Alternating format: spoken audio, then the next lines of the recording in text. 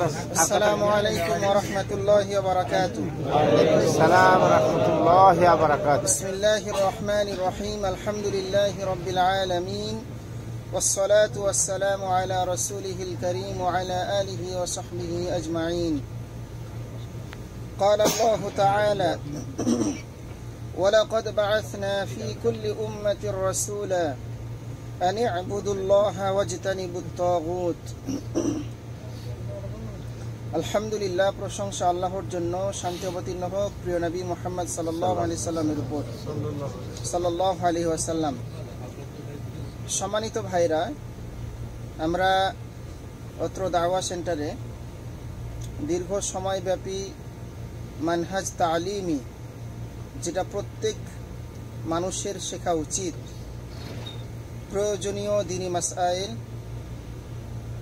এর দুইটি বই আমরা শেষ করেছি ইতিমধ্যে, যেটা তাফসির এবং হাদিস ছিল।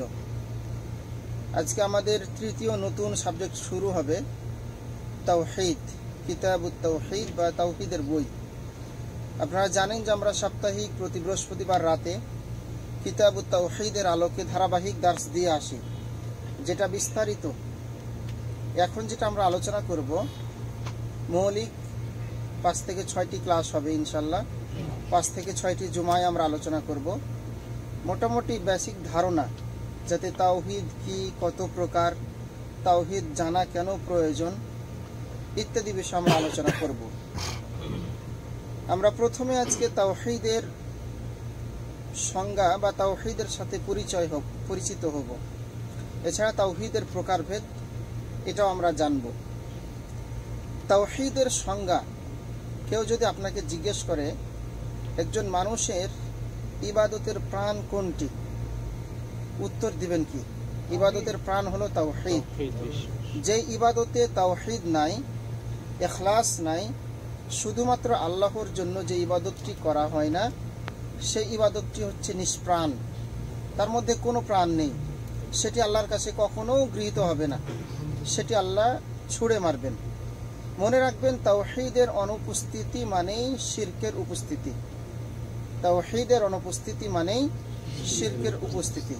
যেখানে তাওহীদ আছে সেখানে শিরক নেই, যেখানে শিরক আছে সেখানে তাওহীদ নেই, এটা মনে রাখতে হবে। উদাহরণ আমরা বলতে পারি, যেখানে দিন আছে সেখানে রাত নেই, যেখানে রাত আছে সেখানে দিন নেই, আলো নেই। চলুন আমরা জেনে নেই মোটা দাগে তাওহীদ কাকে বলে। একটা বাক্য আপনারা মুখস্থ করবেন, ইফরাদুল্লাহি তাআলা, ইফরাদুল্লাহি তাআলা বিল উলুহিয়্যাতি ওয়ার রুবুবিয়্যাতি ওয়াল আসমাই ওয়াস সিফাত। এতটুকু যদি বলতে না পারেন, তাহলে বলবেন যে ইফরাদুল্লাহি তাআলা। কি বলবেন? ইফরাদুল্লাহি তাআলা। তাওহীদ হলো ইবাদতের ক্ষেত্রে আল্লাহকে একক করা।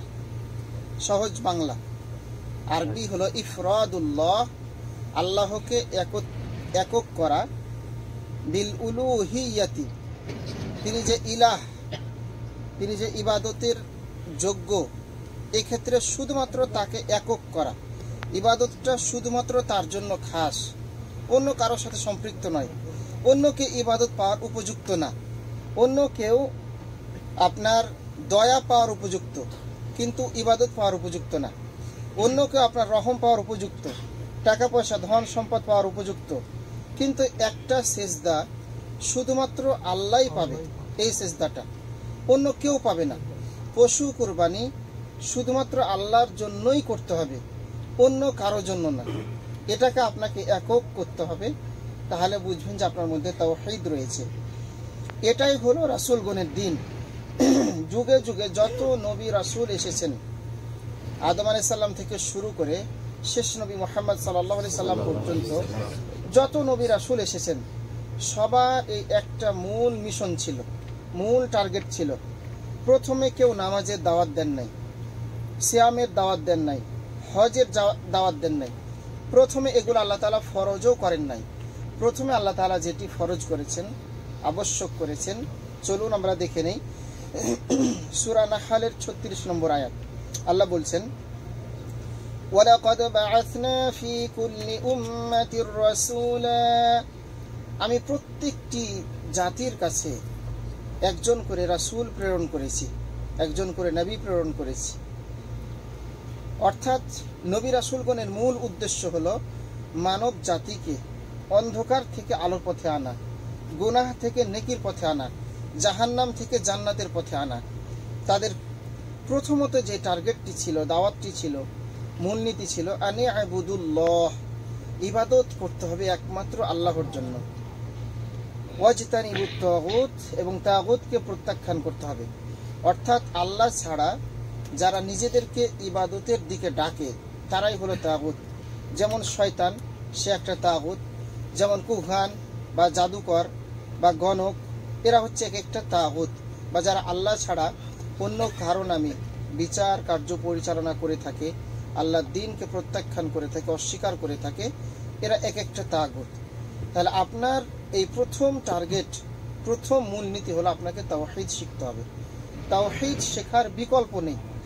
আপনি কোথা থেকে আসলেন, তাওহীদ কি, আপনি কোথা থেকে আসলেন, কেন আসলেন, আবার কোথায় যাবেন, আপনাকে এগুলোর জবাব খুঁজতে হবে, চিন্তা করতে হবে। কে আপনাকে সৃষ্টি করলো? আচ্ছা, কে আপনাকে রিজিক দিচ্ছে? মায়ের পেটে আমরা যখন ছিলাম, কে আমাদের রব ছিল? রব অর্থ হচ্ছে লালন পালনকারী, রব অর্থ হচ্ছে পরিচালনাকারী। আমরা যখন মায়ের পেটে ছিলাম, ওখানে আমাদেরকে স্বাস্থ্যসম্মত একটা জীবন কে দান করেছিল? আবার যখন আমরা দুনিয়ায় আসলাম, শিশু ছিলাম, কথাবার্তা বলতে পারছিলাম না, তখন আমাদের যাবতীয় চাহিদা কে পূরণ করত? আচ্ছা বলুন, আপনি যখন রাতে শুয়ে থাকেন, যখন আপনি এক কাতে শুয়ে থাকেন, এই যে টানা 6 ঘন্টা 7 ঘন্টা 8 ঘন্টা শুয়ে থাকেন, আপনার একটু নাড়াচাড়া করা প্রয়োজন, যাতে করে আপনার গোটা বডিতে রক্ত সঞ্চালন করে, ব্লাড সার্কুলেশন যাতে ঠিক থাকে। দেখবেন আপনি রাতে শুয়ে মাঝে মধ্যে আপনি একা একাই অবচেতন মনে ঘুরে যাচ্ছেন। ডান পাশে শুয়েছিলেন, রাতের কোনো এক সময়ে বাম পাশে শুয়ে গেছেন। আচ্ছা, এটা কে করছে? আপনি রাতে শুয়ে আছেন, দেখেন আমাদের জিহ্বাটা ভিজে আছে। প্রত্যেকটা জীবিত মানুষের জিহ্বা সব সময় ভিজে থাকে। আপনি যদি চান যে জিহ্বায় কেন থুথু আসে, এটা যদি অরুচি মনে করেন, তাহলে আপনি বেঁচে থাকতে পারবেন? কথা বলতে পারবেন না। আপনারা যখন কাজ করেন মরুভূমিতে বা কষ্টের কাজ যখন করেন, তখন পিপাসা লাগে না? পিপাসা কেন লাগে? যখন আপনার জিহ্বাটা শুকিয়ে আসে তখন পিপাসা লাগে। তাহলে এখানে কোন যুক্তিতে আল্লাহ তাআলা এটাকে ভিজিয়ে রাখলেন? শরীরের তো আরো অঙ্গ প্রত্যঙ্গ রয়েছে, নাকের মধ্যে আল্লাহ তাআলা লোম দিয়েছেন। এগুলা কি চিন্তার বিষয় না? অবশ্যই চিন্তার বিষয়। এগুলা কে তৈরি করলেন? একটা মানব দেহ তিনি কিভাবে নিখুঁতভাবে আল্লাহ তাআলা সাজালেন। আল্লাহ তাআলা এটাই বলছেন, আমি যুগে যুগে নবী রাসূল প্রেরণ করেছি শুধুমাত্র আল্লাহর ইবাদত করার জন্য। আল্লাহ তাআলা আপনাকে হাজারো নিয়ামতে পরিপূর্ণ করে রেখেছেন। আল্লাহ আপনার কাছ থেকে বেশি কিছু চান না। আপনাকে সৃষ্টির মূল উদ্দেশ্যটা কি? যেখানে আল্লাহ তাআলা সূরা যারিয়াতের 56 নম্বর আয়াতে বলছেন, ওয়ামা খালাকতুল জিন্না ওয়াল ইনসা ইল্লা লিয়াবুদুন। বামাতে খাচ্ছেন কেন? আমি মানুষ এবং জিনকে সৃষ্টি করেছি একমাত্র আমার ইবাদত করার জন্য। তাহলে আপনার সৃষ্টির সূচনাই হচ্ছে আপনি ইবাদত করার জন্য বাধ্য। ইবাদত করার শর্তে আল্লাহ আপনাকে সৃষ্টি করেছেন। এখন ইবাদতটা কোন ধরনের হতে পারে, এটা আল্লাহ তাআলা এখন আমাদেরকে শিক্ষা দিলেন। চলুন আমরা জানবো সহজে যেটা শিখলাম, তাওহীদ কাকে বলে। এক কথায় বলবেন যে ইবাদতের ক্ষেত্রে আল্লাহকে একক করা। কি বলবেন? ইবাদতের ক্ষেত্রে আল্লাহকে একক করা। অর্থাৎ আপনি যে সত্য কথা বলছেন এটাও ইবাদত। কাকে ভয় করে সত্য কথা বলছেন? আল্লাহকে ভয় করে। এখন যদি আপনি মানুষকে ভয় করে সত্য কথা বলেন, অর্থাৎ নিজেকে সত্যবাদী প্রমাণ করার জন্য, তাহলে এটা শিরক হয়ে যাবে। আপনি পশু জবেহ করছেন বিসমিল্লাহি আল্লাহু আকবার বলে, এটা কার জন্য করলেন? আল্লাহর জন্য। এটা যদি কোনো মানুষের জন্য করে থাকেন, কোনো জিনের জন্য করে থাকেন, তাহলে সেটা শিরক হয়ে গেল। এরকম প্রত্যেকটি ইবাদত, দান সাদকা করা, সালাত আদায় করা, সিয়াম পালন করা, যাকাত প্রদান করা, হজ পালন করা, সবগুলোই হচ্ছে ইবাদত এবং সবগুলোই হতে হবে শুধুমাত্র আল্লাহর জন্য।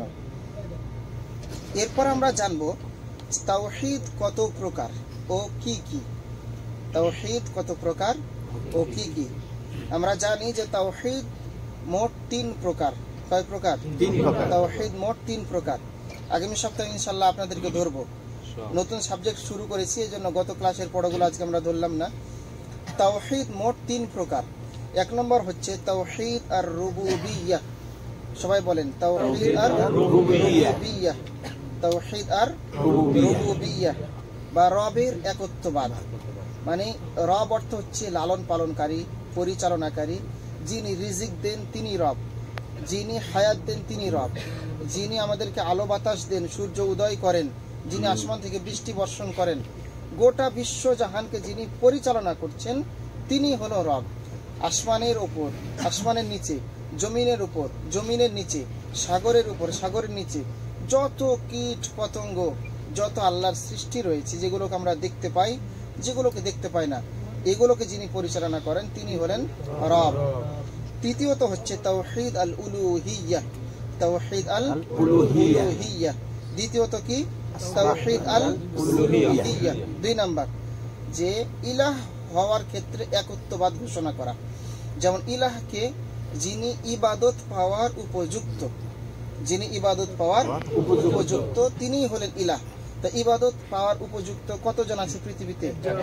একজন। এটা কি কখনো পরিবর্তন হয়েছে? না। আদম আলাইহিস সালামের জামানায় যিনি ছিলেন, নবী মুহাম্মদ সাল্লাল্লাহু আলাইহি সাল্লামের জামানায়ও তিনি আছেন।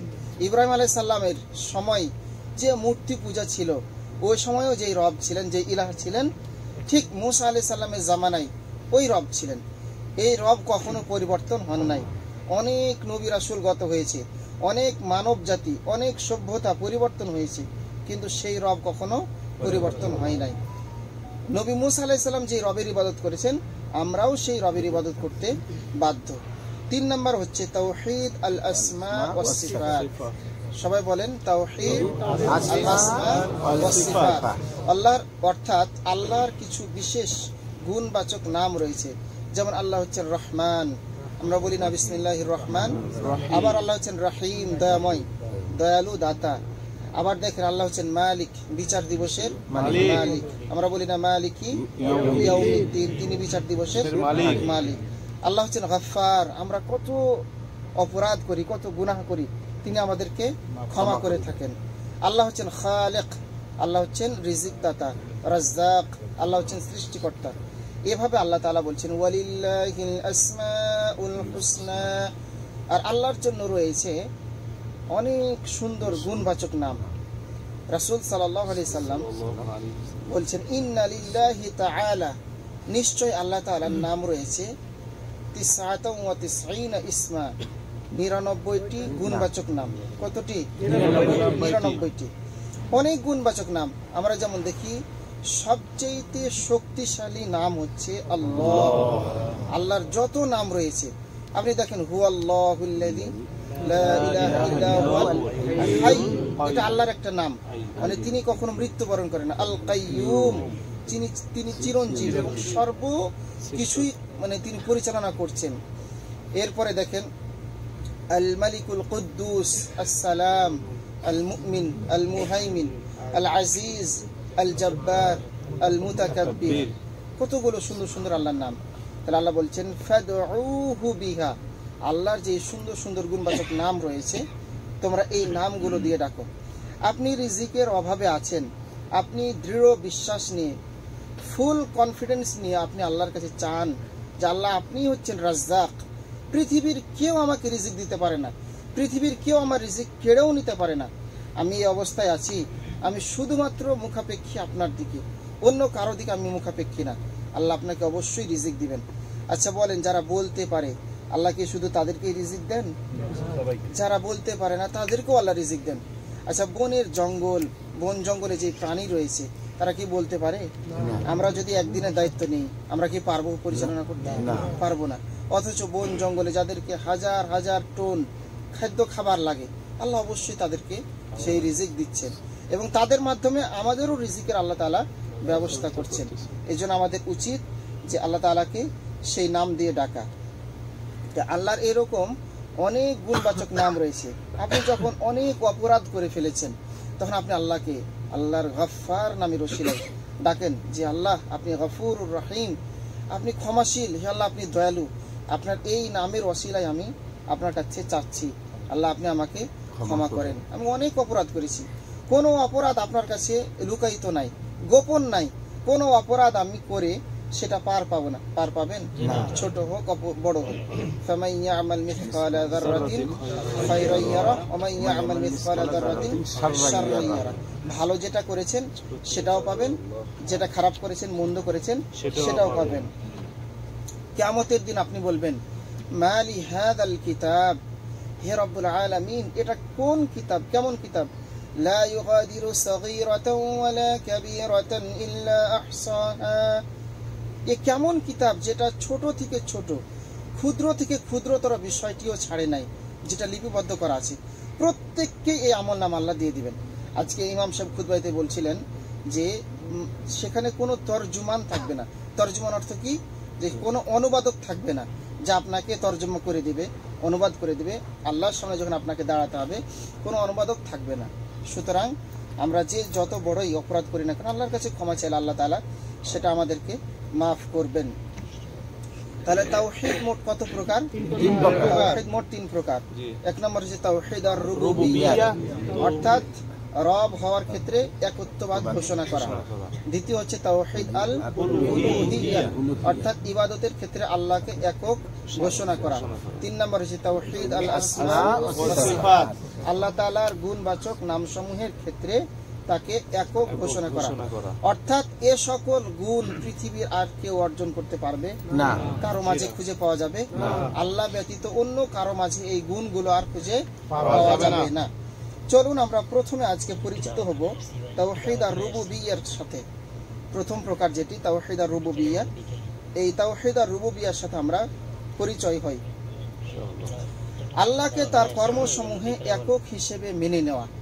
আল্লাহর মতো শক্তিশালী, আল্লাহর মতো শক্তিমান, আল্লাহর মতো ক্ষমতাধর কেউ নেই। যেমনটি তিনি বলছেন ওয়াল্লাহু আলা কুল্লি শাইইন কাদির, তিনি সকল কিছুর উপর ক্ষমতাবান। ওয়া হুয়া আলা কুল্লি শাইইন কাদির, মানে তিনি একমাত্র সকল ক্ষমতার অধিকারী, তার ক্ষমতার সাথে অন্য কারো কোনো ক্ষমতার মিল নেই। যেমন তার ক্ষমতাগুলো কি, তিনি কি করতে পারেন আর আমরা কি করতে পারি না। দেখেন আমরা কিছু এখানে উদাহরণ দিব। যেমন তিনি সৃষ্টি করতে পারেন, আমরা সৃষ্টি করতে পারি না। আমরা করতে পারি আবিষ্কার, প্রত্যেকটা জিনিস দেখবেন। আচ্ছা, খনিজ পদার্থ, এটাকে আমরা সৃষ্টি করতে পারি না, এটা সৃষ্টি করেন কে? আল্লাহ। আল্লাহ। খনিজ পদার্থ থেকে আজকে লোহা একটা খনিজ পদার্থ, আরবিতে মায়াদিন বলা হয়। এরপরে ধরেন স্বর্ণ একটা খনিজ পদার্থ, রৌপ্য একটা খনিজ পদার্থ, আরো এরকম ইউরেনিয়াম বলেন, আর অন্যান্য যেগুলো আছে, সবগুলোর কার অবদান? আল্লাহর অবদান। এগুলোকে কে সৃষ্টি করেছে? আল্লাহ। আল্লাহ সৃষ্টি করেছে, আমরা কেউ এগুলোকে সৃষ্টি করতে পারি না। আচ্ছা, মানুষ, এটি কার সৃষ্টি? আল্লাহর সৃষ্টি। সূরা বাকারায় চলেন, আল্লাহ তাআলা কি বলছেন? ইয়া আইয়ুহান নাস উবুদু রাব্বাকুমুল্লাযী খালাকাকুম, হে মানুষ সকল, তোমরা সেই রবের ইবাদত করো যিনি তোমাদেরকে সৃষ্টি করেছেন। আচ্ছা, এই আয়াতে এতটাই স্পষ্ট দিনের মতো আল্লাহ বললেন যে তোমরা সেই রবের ইবাদত করো যিনি তোমাদেরকে সৃষ্টি করেছেন। তৎকালীন সময়ে কাফির মুশরিক, বর্তমানেও যারা কাফির মুশরিক রয়েছে, এরা কার ইবাদত করে? এরা যাদেরকে আল্লাহ, যাদের মাধ্যমে সৃষ্টি হয়েছে তার ইবাদত করে, যার মাধ্যমে সৃষ্টি হয়েছে তার ইবাদত করে, নাকি নিজেরা যা সৃষ্টি করে তার ইবাদত করে? নিজেরা যা সৃষ্টি করে তার ইবাদত করে। আল্লাহ এটাই মূলোৎপাটন করলেন যে হ্যাঁ, তোমরা এমন রবের ইবাদত করবে যিনি তোমাদেরকে সৃষ্টি করেছেন।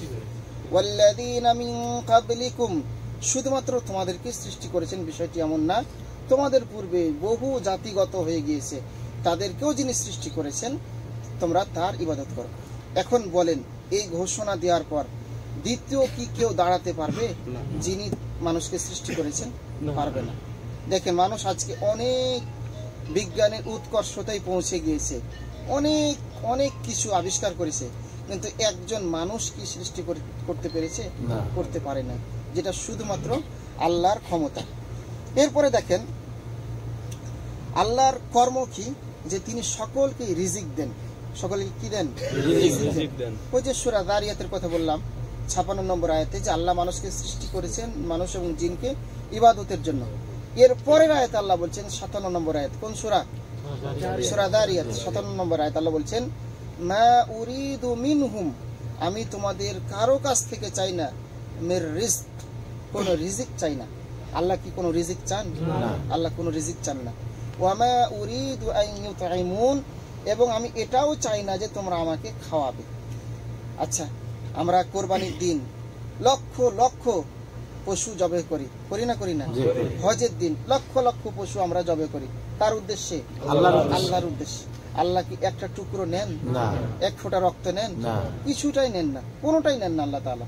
এটাই আল্লাহ বলছেন, মা উরিদু মিনহুম মির রিজক ওয়া মা উরিদু আন ইউতঈমুন, আমি তোমাদের কারো কাছ থেকে রিজিক চাই না, কোনো খাবার চাই না।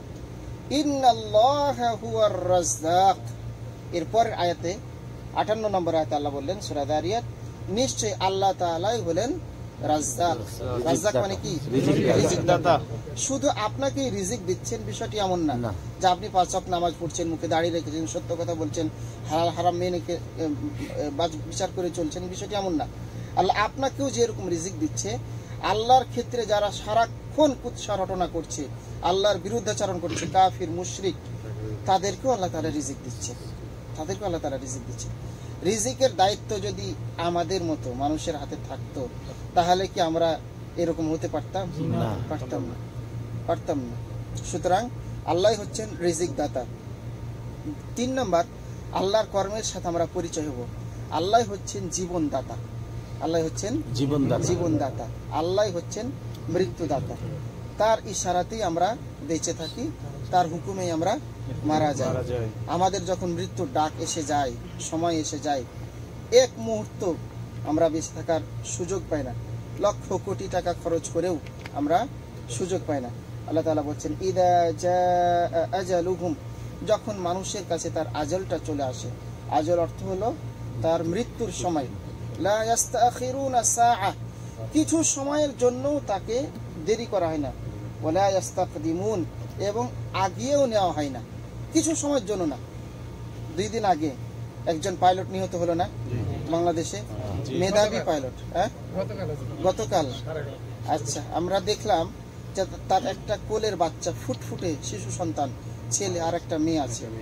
1992 সালে তার মানে জন্ম হয়েছে। ক্যাডেট কলেজ থেকে পড়ালেখা করেছে, কত মেধাবী চিন্তা করেন। আচ্ছা, এই অবস্থাটাই তার মৃত্যুটা, আল্লাহর এটা ফায়সালা। এর চাইতে হাজারো মানুষ পঙ্গু অবস্থায় আইসিইউতে, হসপিটালে কাতরাচ্ছে না, যাদের মারা যাওয়াটাই কল্যাণকর, কিন্তু আল্লাহর ফায়সালা কার মধ্যে কল্যাণ রয়েছে। এরকম মানুষ মরে যাবে, আমরা মরে যাব, এটা কল্পনা? এটাই হচ্ছে জীবন মৃত্যু কার হাতে? আল্লাহর হাতে। শুধু জীবন মৃত্যু না, সকল কিছুই আল্লাহর হাতে। এরপরে আল্লাহর কর্মের সাথে আরেকটু পরিচিত হব, যে বৃষ্টি বর্ষণ, এটা কার কর্ম? আল্লাহর কর্ম। কিছুদিন আগে আমরা হাই হুতাশ করছিলাম না, যে আল্লাহ বৃষ্টি দেন। 42 ডিগ্রি, 43 ডিগ্রি, 44 ডিগ্রি সেলসিয়াস তাপমাত্রা বাংলাদেশে হচ্ছে, সৌদি আরবের চাইতেও বেশি হচ্ছে তাপমাত্রা। আমরা অনেক কিছু করলাম, আউযু বিল্লাহ নাউযু বিল্লাহ। বৃষ্টির জন্য ব্যাঙের বিয়ে দেওয়া, রাজশাহীতে অন্যান্য জেলায় ব্যাঙের বিয়ে দেওয়া হলো, মঙ্গল শোভাযাত্রা করা হলো। যদি এর মাধ্যমে, মঙ্গল শোভাযাত্রার মাধ্যমে, মঙ্গল শোভাযাত্রা অর্থ কি? যে কল্যাণের পথে যাত্রা। এই যাত্রাটা করলে আগামীতে পথ চলা আমাদের জন্য শুভ হবে, ভালো হবে, অর্থাৎ আগামী দিনগুলো আমাদের ভালো যাবে। এই যে এখন অনাবৃষ্টি গেল, বৃষ্টি কিসের মাধ্যমে আমরা পেলাম? সালাতুল ইস্তিসকার মাধ্যমে। এই বছর বাংলাদেশে, এই বছর হানাফি, শাফেঈ, মালিকি, হাম্বলি সব ঘরার মানুষ যত ইস্তিসকার নামাজ আদায় করেছে, বিগত দিনে এতটা কি আদায় করেছে? করে নাই। ওরা যতটাই উঠে পড়ে লাগছে, দেখবেন ওদের সংখ্যা কিন্তু বেশি না। যেদিন মঙ্গল শোভাযাত্রা শুরু হয় ঢাকা বিশ্ববিদ্যালয় চারুকলা ইনস্টিটিউটে, দেখবেন যে এতগুলো লোকও তাদের নাই, কিন্তু মিডিয়াটা ফলাও করে প্রচার করে, ওখানেই শুধু প্রচার করে। ওই কয়েকজন 100, 150, 200 যে লোক আছে, অথচ সারা দেশে মিডিয়া এবার একটু ভালো কাজ করেছে। যেখানে যে ইস্তিসকার নামাজ আদায় হয়েছে, সব জায়গায় বিগত দিনে হানাফি মাযহাবের যারা অনুসারী রয়েছেন তারা ইস্তিসকার নামাজটা এতটা ব্যাপকভাবে পড়তেন না, কিন্তু এখন সবাই বুঝেছে ওরা যতটাই প্রেসার দিচ্ছে আল্লাহ মানুষের মন ঠিক ততটাই উল্টিয়ে দিচ্ছে, যে না, মানুষ এখন ওই মঙ্গল শোভাযাত্রার মাধ্যমে বৃষ্টি পায় না, মানুষ এখন বৃষ্টি পায় কার মাধ্যমে? আল্লাহর মাধ্যমে, সালাতুল ইস্তিসকা বা বৃষ্টি প্রার্থনার মাধ্যমে। আল্লাহর কর্মের সাথে আমরা পরিচিত হব উদ্ভিদ উৎপাদনের মাধ্যমে। উদ্ভিদ কি? উদ্ভিদ হলো গাছ, তৃণলতা, এগুলো হলো উদ্ভিদ। আচ্ছা, আপনি বলেন, আপনি একটা মরা ধান জমিনের মধ্যে ফেলে দিলেন, বপন করলেন, একটা মরা সরিষার বীজ অথবা মরিচের বীজ, যে কোনো বীজ যেটার মধ্যে কোনো প্রাণ নেই, আমরা মনে করি যেটার মধ্যে কোনো প্রাণ নেই, আপনি জমিনে বীজ ছিটিয়ে দিলেন। এরপরে 2 দিন পর, 3 দিন পর, 1 দিন পর ওখান থেকে কে অঙ্কুরোদ্গম করে? আল্লাহ তাআলা। আল্লাহ বলছেন যে আল্লাহর কর্ম কি, যেটি আল্লাহ ব্যতীত কেউ করতে সক্ষম নন। আচ্ছা, আপনার দায়িত্ব ছিল শুধুমাত্র আল্লাহর উপর তাওয়াক্কুল করে জমিনে বীজটা ফেলে দেওয়া বা ছিটিয়ে দেওয়া বা বপন করা। এখন এর মধ্যে কে প্রাণ দিলেন? আল্লাহর প্রাণ দিলেন। ঠিক একই পদ্ধতিতে অন্য কেউ করতে এটি সক্ষম নন আল্লাহ ব্যতীত। এই ছিল মোটামুটি আল্লাহর যে কর্ম, তাওহীদ আর রুবুবিয়্যাহ। সংক্ষিপ্ত পরিসরে আমরা আপনাদেরকে বোঝানোর চেষ্টা করেছি। এখন যদি আপনাকে কেউ জিজ্ঞেস করে যে তাওহীদ আর রুবুবিয়্যাহ কাকে বলে, কি বলবেন বলেন তো? যে তাওহীদের 3টি প্রকার রয়েছে, অর্থাৎ রব হওয়ার ক্ষেত্রে, রিজিক দাতা, পালনকর্তা, হায়াত জীবন মৃত্যু দাতা, এগুলো হওয়ার ক্ষেত্রে আল্লাহকে একক ঘোষণা করা, একক সাব্যস্ত করা, একেই বলা হয় তাওহীদ আর রুবুবিয়্যাহ। যদি বলে তাওহীদ আর রুবুবিয়্যার একটা উদাহরণ দাও তো, কি বলবেন তখন? তাওহীদ আর রুবুবিয়্যার একটা উদাহরণ। এতক্ষণ আমরা কি বললাম? সৃষ্টিকর্তা, এটি আল্লাহ ব্যতীত, রব ব্যতীত। আলহামদুলিল্লাহি রাব্বিল আলামিন। আপনি বলছেন যে সকল প্রশংসা তার জন্য যিনি বিশ্বজাহানের রব, যিনি প্রতিপালক। প্রতিপালক অর্থ কি? যিনি বিশ্বজাহানের সকল কিছুকে প্রতিপালন করছেন, মানে রিজিক দিচ্ছেন, খাওয়াচ্ছেন, জীবন মৃত্যু সবকিছু। এরপরে তাওহীদ আর রুবুবিয়্যার আরেকটা উদাহরণ কি? যে তিনি রিজিক দাতা। আরেকটা উদাহরণ কি? যে বৃষ্টি বর্ষণ হয়ে থাকে কার মাধ্যমে? আল্লাহর মাধ্যমে। এগুলো হলো তাওহীদ আর রুবুবিয়্যার একটি উদাহরণ। এরপর আমরা যেটা দেখব যে পূর্ব যুগের কাফেরগণ এই তাওহীদের স্বীকৃতি দিয়েছিল।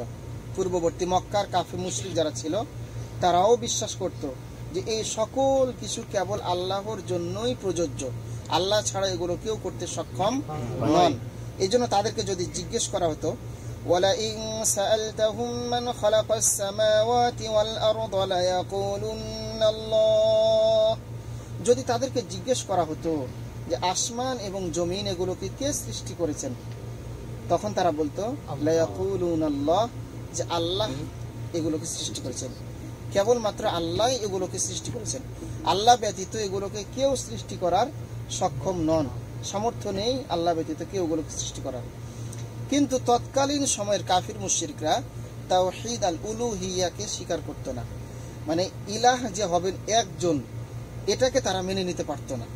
তারা কি করত? 360 মূর্তির পূজা করত। তারা পূর্ববর্তী বাপদাদার আমল থেকে, জামানা থেকে যেটা পেয়েছে সেটার উপরেই তারা আমল করত। এটার মূলোৎপাটন আল্লাহ তাআলা করেছেন, এটা আমরা আগামী পর্বে ইনশাআল্লাহ জানব। তাওহীদ আর রুবুবিয়্যাহ এটি মানুষের জন্মগত ফিতরাত বা জন্মগত বৈশিষ্ট্য, এটি মানুষ জন্মগতভাবেই পেয়ে থাকে। প্রত্যেকটা মানুষ এই তাওহীদের ফিতরাতের উপর জন্মগ্রহণ করে। কিভাবে আমরা জানবো? চলুন আমরা দেখি।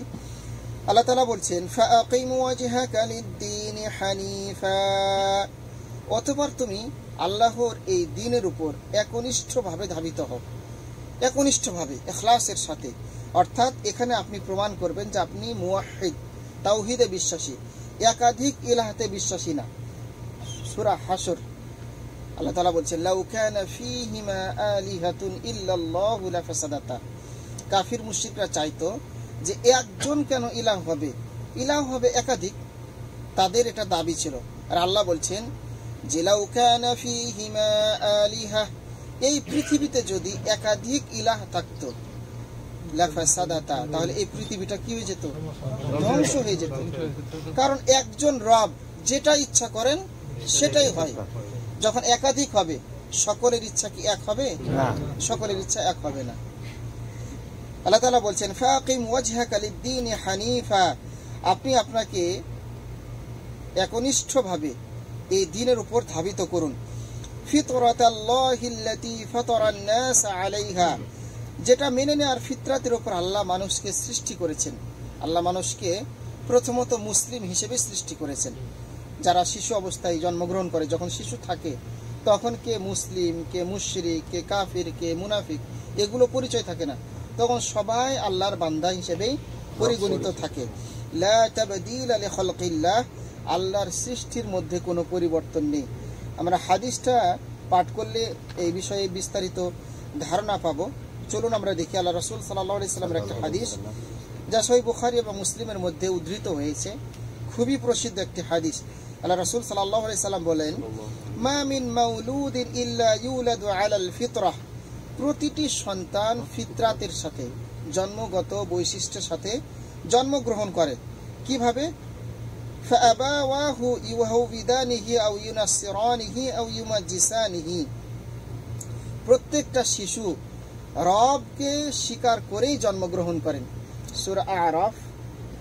আমরা আল্লাহ তাআলার কাছে প্রতিজ্ঞাবদ্ধ, আল্লাহ তাআলা আমাদের কাছে ওয়াদা নিয়েছেন, আলাস্তু বিরাব্বিকুম, আমি কি তোমাদের রব নই? আমরা তখন বলেছি কালু বালা, জি হ্যাঁ আপনি আমাদের রব। আমরা কি কি মানে আমরা প্রতিজ্ঞাবদ্ধ রব এক হওয়ার ক্ষেত্রে আমরা জন্মের আগে থেকে আমরা প্রতিজ্ঞাবদ্ধ। হাদিসও কি বলছে যে প্রত্যেকটা শিশু জন্মগ্রহণ করে এক রব মেনে নিয়েই জন্মগ্রহণ করে। ফাআবাওয়াহু, অতঃপর তার পিতা মাতা তাকে ইউহাউবিদানিহি, তাকে ইহুদি বানায়, যেটাতে আপনি যাদেরকে আপনি সূরা ফাতিহায় অভিশাপ করেন, গায়রিল মাগদুবি আলাইহিম ওয়ালাদ-দাল্লিন, আও ইউনাসসিরানিহি, অথবা নাসারা বানায়, খ্রিস্টান বানায়, আও ইউমাজ্জিসানিহি, অথবা মূর্তি পূজক বানায়, অথবা মুসলিম মুওয়াহহিদ বানায়।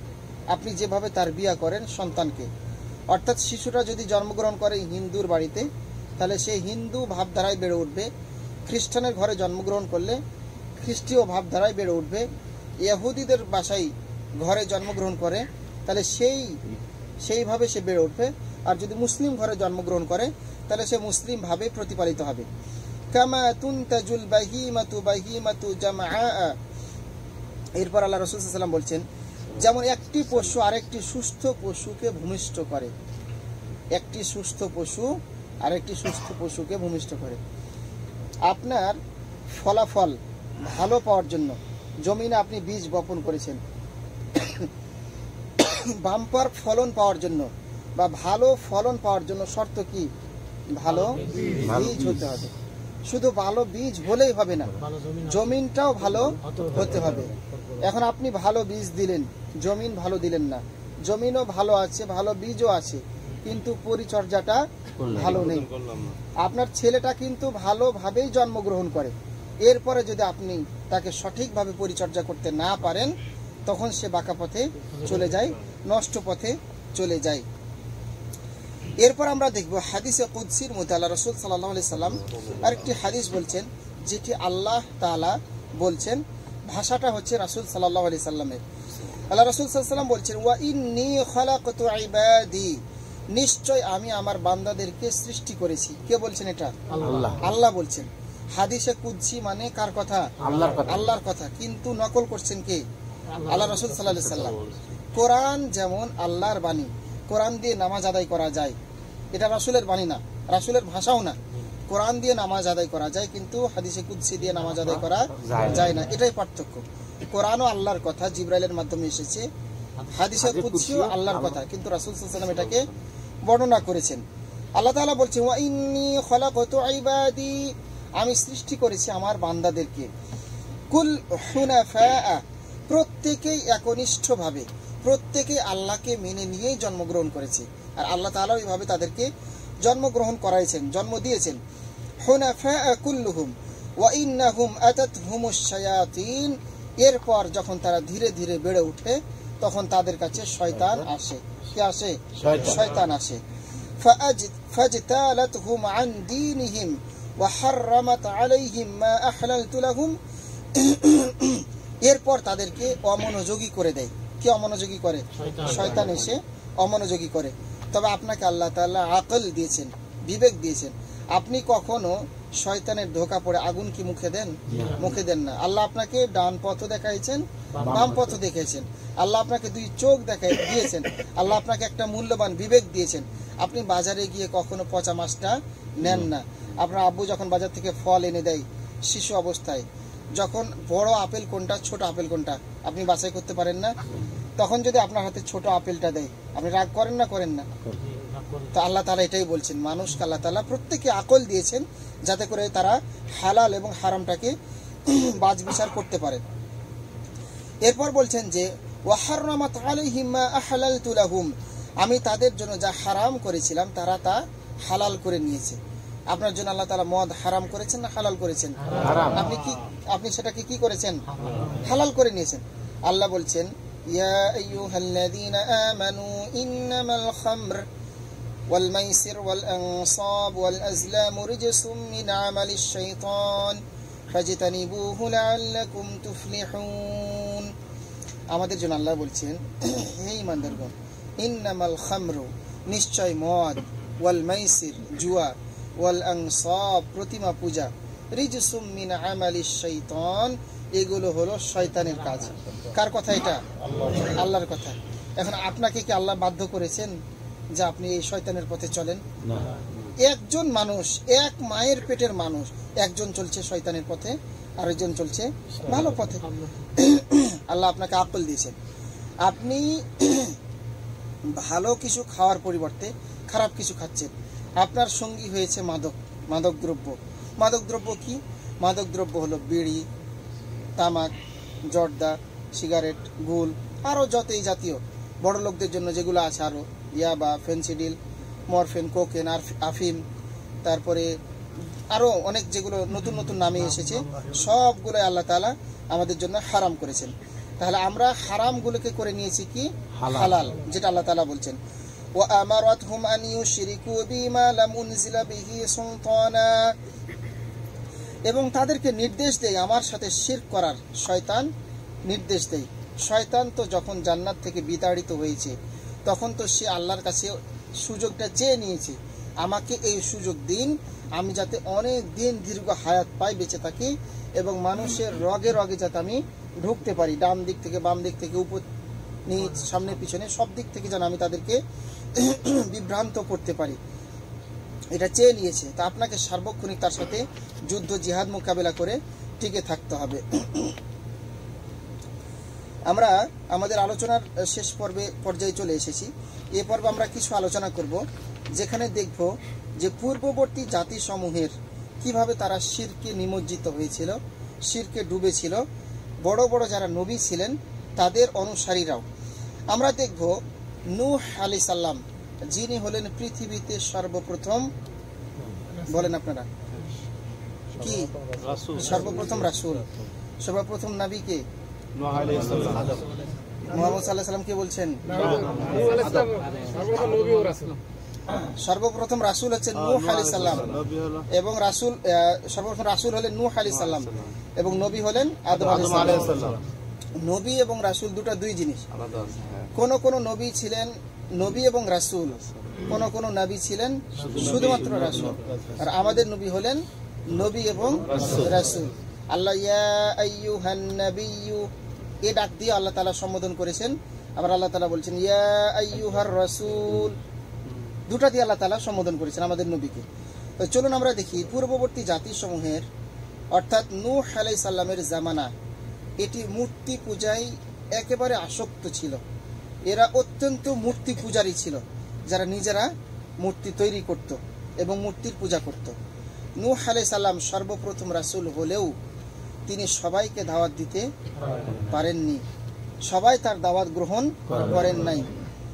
নূহ আলাইহিস সালাম দীর্ঘ 950 বছর দাওয়াতি কাজ করেছেন, ফলাফল একেবারেই কম, জিরো নয়, তবে খুবই কম। এমনকি তিনি হেদায়েতের আলো দিতে পারেন নাই তার জন্ম দেয়া সন্তানকে। হেদায়েত শুধুমাত্র আল্লাহর কাছে। আপনি চাইলে যে কাউকে ঈমান তার মধ্যে ঢুকিয়ে দিবেন, পারবেন না। ইচ্ছা করলে যে তাকে নামাজি বানিয়ে দিতে পারবেন না। তবে চেষ্টা করতে হবে, চেষ্টাটাই আপনার জন্য কাজ, বাকিটা আল্লাহ দেখবেন। এতটুকু আল্লাহ তাআলা আপনাকে ধরবেন, এর বেশি আল্লাহ তাআলা আপনাকে ধরবেন না। এরপর আরেক জাতি ছিল চরম অগ্নি উপাসক ছিল। এরপর আমরা দেখেছি এই নূহ আলাইহিস সালামের জাতিও ছিল অগ্নি পূজক। কেউ রয়েছেন যে চাঁদের পূজা করত। যখন ইব্রাহিম আলাইহিস সালাম এর জামানায় চাঁদের পূজা করত, তারা সূর্যের পূজা করত। অর্থাৎ দিনকে কে আলোকিত করে? সূর্য। তাহলে সূর্য হচ্ছেন আমার রব। সূরা আনআমের মধ্যে এগুলো আলোচনা এসেছে, আমরা আর আলোচনা লম্বা করব না। ইব্রাহিম আলাইহিস সালামের পিতা স্বয়ং মূর্তি কারিগর ছিলেন, তিনি নিজ হাতে মূর্তি তৈরি করতেন, বানাতেন। ইব্রাহিম আলাইহিস সালাম মুসলিম জাতির কি পিতা। ইব্রাহিম আলাইহিস সালামের থেকে অনেক নবী এসেছে তার বংশ থেকে, কিন্তু নিজ পিতাকে তিনি দাওয়াত কবুল করাতে পেরেছিলেন? পারেন নাই। তিনি তাকে মুসলিম বানাতে পারেন নাই। এরপর আমরা দেখব বর্তমানেও অনেক মানুষ রয়েছে যারা এই শিরকের মধ্যে নিমজ্জিত, যে তারা বিভিন্ন ধরনের গাছের পূজা করে থাকে, তারা বিভিন্ন ধরনের পাহাড়ের পূজা করে থাকে, এমনকি বিভিন্ন সময়ের পূজা করে থাকে। সময়ের পূজা কি? কিছুক্ষণ আগে যেটা বলা হলো, মঙ্গল শোভাযাত্রা। পহেলা বৈশাখ আসলে, পহেলা বৈশাখ কার দান? আল্লাহর দান। পহেলা বৈশাখ আসলে আমরা পহেলা বৈশাখের মাধ্যমে মঙ্গল শোভাযাত্রা করব, আগামী দিনে আমরা ভালো থাকব। এটা শিরক, সম্পূর্ণরূপে শিরক। এটা পরিচালনা করা বা এটা পালন করা, যারা এগুলো করে থাকে তারা কখনোই বলে না যে আমরা শিরক করি। তারা বলে থাকে মা না'বুদুহুম ইল্লা লিয়ুকাররিবুনা ইলাল্লাহি যুলফা।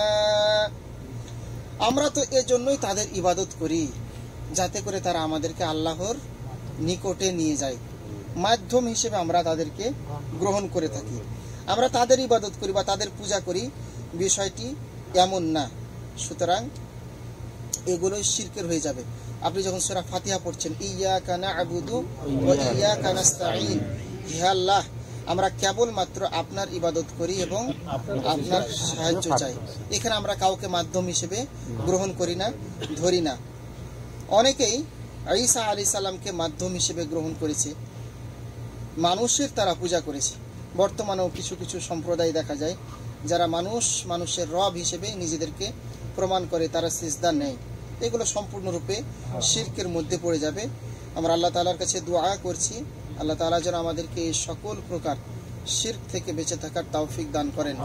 আমাদের প্রত্যেককে যেন আল্লাহ তাআলা তাওহীদে বিশ্বাসী একনিষ্ঠ মানুষ হিসেবে, একনিষ্ঠ আল্লাহর বান্দা হিসেবে কবুল করেন, এই আশাবাদ ব্যক্ত করে আজকের আলোচনা আমরা এখানে শেষ করছি।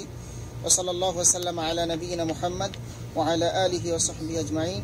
আসসালামু আলাইকুম ওয়া রাহমাতুল্লাহি ওয়া বারাকাতুহু।